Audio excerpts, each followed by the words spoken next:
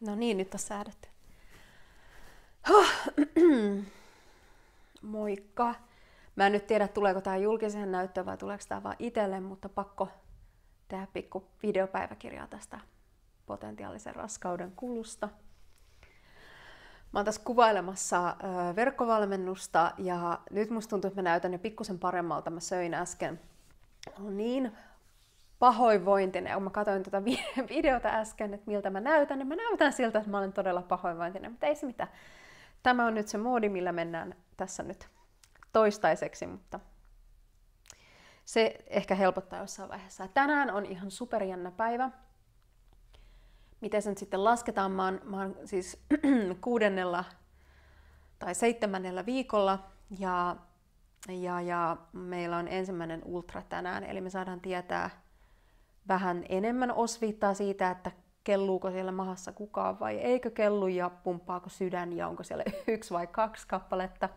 Tämä on ehkä se niinku iso juttu, jotenkin niinku, mua jännittää, kun mä oon aina heittänyt sitä läppää, että mä oon kuitenkin se meidän perheestä ja muutenkin, joka sit saa 2, niin katsotaan nyt sitten, että mitä käy. Mutta jos väsymystä tai pahoinvointia ajattelee, niin mä en yhtään ihmettelisi.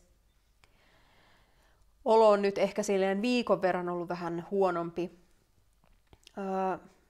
Alkuoireet oli niin kuin aika mitättömät, että se ehkä semmoinen niin uupumuskohtaukset ja semmoiset on ollut mukana, mutta huono olo ei ole ollut mikään ihan mahoton silloin alkuun, että ennemmin vaan sen nälkä ja se, että piti syödä. Nyt on oikeasti aika heikko olo ja pitää siis silti syödä niin kuin ihan koko ajan, tai sitten tulee vielä pahempi olo. Ja tämä on niin kuin todella mielenkiintoista kaikin puolin, mutta että katsotaan. Tosi jännä päivä, että tänään sitten kuulen noita tuloksia, mutta mä jatkan nyt mun verkkovalmennuksen kuvaamista ja toivon, että mä näytän suurin piirtein inhimilliseltä siinä ja sitten palataan taas asiaan, että mitä ultrassa kuuluu. Voi olla huonojakin uutisia, mutta silleen ihan varautunut ja valmistautunut siihenkin, että ei välttämättä olekaan kaikki hyvin, mutta katsotaan, pidetään peukkoja. Moikka!